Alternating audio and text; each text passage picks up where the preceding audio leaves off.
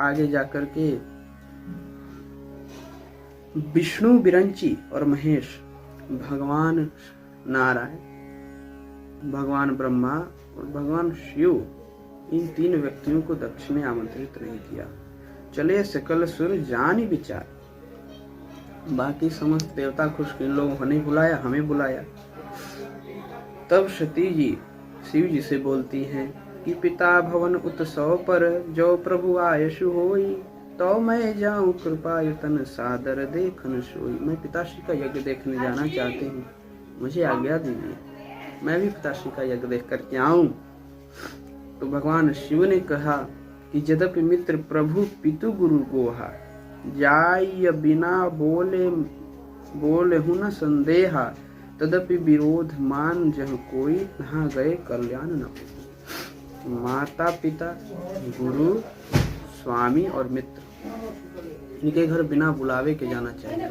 पर यदि अपमान के जो शैली होती है, अपमान करने के लिए बुला रहे हैं, तो यहाँ जाने पर कल्याण नहीं है, ये भगवान शिव ने कहा। भांति अनेक शंभु समझावा, अनेक प्रकार से शंभु ने समझाया, भगवान ने समझाया, नहीं भली बात हमारे भाई। सती जी को समझ में नहीं आया। सती का यज्ञ में पहुंचना होता है। पिता भवन जब गई भवानी, अच्छा शिव जी ने 2 गणों को भेजा कि जाइए यज्ञ का जो मंडप है उसका दर्शन करा के लेते आइएगा। पिता भवन जब गई भवानी, दक्ष त्रास कहूँ न सन्मानी, सादर भले ही मिली एक माता, भगिनी मिली बहुत मुस्काता। अच्छा, ये पिता के घर जाए, अच्छा कोई बुढ़िया माता भी रहती है, उससे भी कहो कि मैके जाना है, तो तुरंत 5 मिनट में बैग पैक हो जाएगा, मैके जाएंगे। और वही मैके पहुंचकर अगर कोई बात न करे आपसे, कैसा लगेगा? दक्ष के त्रास कारण दक्ष ने सबको शासन किया है कि आप लोग सती से बोलेंगे नहीं। सादर भले ही मिलई एक माता एक मिलती हैं, और भगिनी मिली बहुत मुस्काता, बहनें मिलती हैं बहुत मुस्काते हैं। कोई हल्का मुस्काते मिले तो प्रेम है, लेकिन बहुत मुस्काता मिले तो इसमें संशय का विषय है। पिता भवन जब गई भवानी, दक्ष त्रास कहूँ न सन्मानी, कतहु न दिखी शंभु कर भागा। यज्ञ में भगवान शिव का भाग नहीं दिखा, है ना। परिक्रमा लगाकर जब माता सती ने देखा कि शंभु का कहीं भाग नहीं है, समझो समुझी सो सती ही भयउ अति कोधा, बहुविधि जननी कीन प्रबोधा। माता सती जी ने जब देखा कि हमारे पतिदेव का आश्रम नहीं है, बहुत प्रकार से दक्ष को बोला, अरे दक्ष, तेरे शरीर से प्रकट होकर मैं नीच हो गई, तूने मेरे पति का अपमान किया। शिव अपमानु न जाय सही, हृदय न होई प्रबोध, सकल सभई हठी हटकी तब बोली बचन सक्रोध। शिव जी का अपमान न सहन हुआ, तब सक्रोध होकर, क्रोधित होकर माता सती जी ने बोला, सुनहु सभा सद सकल मुनि, कही सुनी जिन्ह शंकर निंदा, सो फल तुरत लभव सह काहू, भली भांति पछिताव पिताहु। है ना, सब कोई पछताएगा, शंकर की निंदा करते हो, सब कोई पछताएगा। संत शंभु श्रीपति अपबादा, सुनिय जहां जस असी मर्यादा, काटियतास जीव सो बसाई, श्रवण मुदि नत चलई पराई। ठीक है, संत सदगुरु, है ना, शंभु और नारायण, है ना, इन सब की निंदा जिस सभा में हो, सामर्थ्य हो तो निंदा करने वाले की जिह्वा काट ली जाए, ऐसा रामचरितमानस कहती है ना। नहीं संभव हो तो आसन छोड़कर उस सभा से निकल जाना चाहिए, यह मर्यादा है। क्योंकि ऐसे जीवन किस काम का जिसमें सदगुरुदेव भगवान का हम जो अपमान सहन कर ले, गुरुदेव का अपमान सहन करे, शिव का अपमान और अपने इष्ट नारायण का अपमान सहन कर ले, है ना। तजयहु तुरत देहि तहि हेतु, उर धरि चंद्र मौलि वृष केतु। सती जी ने देह का त्याग कर दिया। कितने लोग कहते हैं कि कुंड में कूद कर, कुंड में नहीं कूदी, अग्नि प्रकट की। तुरत देहि तजि हेतु, उर धरि चंद्र मौलि वृष केतु। अस कहीं जोग अग्नि तनु जाना, योग अग्नि से शरीर को जला दिया है। भयउ सकल मख हाहाकार, सभी तरफ हाहाकार हो गई। शिव के गणों ने यज्ञ विध्वंस करना प्रारंभ कर दिया। यज्ञ आचार्य की दाढ़ी नोच ली गई, कितने देवताओं को मुंह तोड़ दिए गए, दक्ष का जो है यज्ञ विध्वंस करने लगे।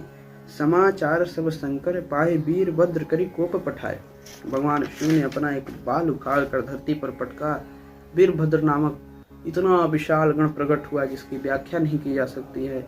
उसने जाकर के दक्ष का सिर काट डाला है, पूरे यज्ञ का विध्वंस हो गया है। और सती ने मरते समय भगवान से वरदान मांगा है। रामचंद्र जी को मन में ध्यान करके सती मरत हरि सन बरु मांगा, जन्म जन्म शिव पद अनुरागा, तही कारण हिम गिर गिर जाई, जनमी पार्वती तनु पाई। है ना, सती मरत हरि सन वर मांगा, हरि से वर मांगा है कि जन्म जन्म शिव पद अनुरागा, शिव जी के चरणों में प्रीति हो, जन्म जन्म शिव जी का साथ मिले। तो नारायण जी कहते हैं इसी दक्ष की बेटी बना दो। कहीं नहीं, भले पत्थर के घर जन्म दे देना, पाषाण की बेटी बना देना, लेकिन इस दक्ष की पुत्री न बनाना। तब जनमी पार्वती तनु पाई, माता सती सुंदर शरीर धारण करके हिमवान के घर प्रकट हुई हैं। नारद जी का हिमाचल के पास जाना होता है और पार्वती जी के विषय में, शिव जी के विषय में सब बताना होता है। नारद समाचार सब पाए, कौतुक कहीं गिरी गेह सिधाए। हिमाचल के घर जाते हैं। हिमाचल राजा कहते हैं कि त्रिकालज्ञ सर्वज्ञ तुम, गति सर्वत्र तुम्हारी, कहूँ सुता के दोष गुण मुनिवर हृदय विचारी। आप हृदय से विचार कर हे संत, हे मुनिवर, मुनिवर कहते हैं ना उनको, देवगणों के देवर्षि हैं। हे मुनिवर, आप हमें कृपा करके हमारी पुत्री के गुण और गुण दोष बताइए। सुता तुम्हार सकल गुण खानी, नाम उमा अंबिका भवानी। तुम्हारी जो पुत्री है सभी गुणों की खान, नाम इसका उमा अंबिका और भवानी होगा। इसमें कोई गुण नहीं, एक भी कंटक नहीं है। नारद जी ने स्पष्ट कर दिया। फिर नारद जी कहते हैं हाँ लेकिन एक गुण है। कौन सा गुण? तो अवगुण अमान मातु पितु हीना, उदासीन संशय सब छीना। तो किसके लिए? तो इसका वर अगुण अमान है ना, मातु पितु हीना। अगुण का मतलब है कि गुण और अवगुण से परे। तो यहाँ ये लोग समझते हैं कि एक और गुण नहीं होगा। अमान, तो ये लोग समझते हैं, जिसके नारद जी का तात्पर्य है कि मान और अपमान से परे। तो ये लोग समझते हैं कि अमान जिसका कहीं मान नहीं होगा। मातु पितु हीना, तो बताइए शंकर जी के माता पिता कोई हो सकते हैं? शिव जी से पूछो कि तुम्हारे पिता कौन? नारायण। नारायण से पूछो तुम्हारे पिता कौन? शिव, है ना। उदासीन संशय सब छीना, सब संशय हट गया कि भैया अब तो हमारी लड़की का किस्मत फूट गया। जो भी जटिल अकाम मन, नगन मंगल बेश, अस स्वामी यही कह मिलई, परिहंस्त असी देख। इसके हाथों की रेखा बताती है कि अगुण अमान अमंगल भेष वाला दुल्हा मिलेगा। नारद जी ने, हिमाचल ने कहा, इनसे नारद जी से ये बात सुनी तो हिमाचल ने कहा इसको दोष मिटाने की कोई अनुष्ठान पूजा पाठ आदि कर दिया जाए। तो भगवान नारद कहते हैं कह मुनि सहिमवंत सुनु, जो विधि लिखा लीलार, देव दनुज नर नाग मुनि, को न मेटन हार। जो विधि मस्तक पर लिख देती है देव दनुज नाग मुनि कोई नहीं मिटा सकता है ना। जे जे बर के दोष बखाने, ते सब शिव पहि मैं अनुमाने। लेकिन एक बात है कि जो मैंने दोष बनाया वो सब भगवान शिव में है। हिमाचल प्रसन्न, अरे वाह शिव समान दूल्हा होगा। लेकिन नारद जी ने कहा कि वो तो अभी समाधि में चले गए सती के देह त्याग के बाद। जो तप करे कुमारी तुम्हारी, भाव्य मेटी सकहि त्रिपुरारी, चथपि जथपि बार अनेक जग माही, यही कह शिव तजी दूसर नाही। भगवान शिव के लिए इसका जन्म हुआ है। अगर तुम्हारी पुत्री कठोर तप करे तो भगवान शिव इसको वर रूप में प्राप्त होंगे। और सभी ये गुण जो हैं भगवान शिव में उपस्थित हैं। तब रचई प्रपंच विधाता, तप बल विष्णु सकल जगत त्राता, तप बल शंभु करहि संगारा, तप बल शेषु धरई मरि महिभारा। तप के बल से विधाता सृष्टि की रचना करते हैं। तप के बल से विष्णु सकल संसार को पालन पोषित करते हैं। तप के बल से शंभु संहार करते हैं। तप के बल से जो भगवान शेष नाग हैं वो अपने मस्तक पर धरती को धारण करते हैं और तप के बल से ही संत महापुरुष आशीर्वाद देते हैं। ये बात कही, मातु पिता ही बहु विधि समझाई, चली उमा तप हित हर्षाई। माता पिता को बहुत प्रकार से समझा करके माता पार्वती तप को गई हैं। आज माता पार्वती को तप करने दिया जाए, कल जैसी परमात्मा की इच्छा होगी।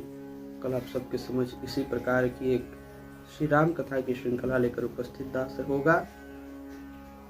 आप सब स्वस्थ रहे, निरोग रहे, आरोग्य रहे, भगवान की कृपा आप सब पर बरसती रहे और यही कामना भगवान से करते हुए श्री रामचंद्र भगवान की जय, श्रीमद् रामचरित मानस भगवान की जय, श्री सद्गुरुदेव भगवान की जय, अपने अपने माता पिता की जय। जय जय श्री राधे, जय जय श्री श्याम, जय जय श्री सद्गुरुदेव भगवान।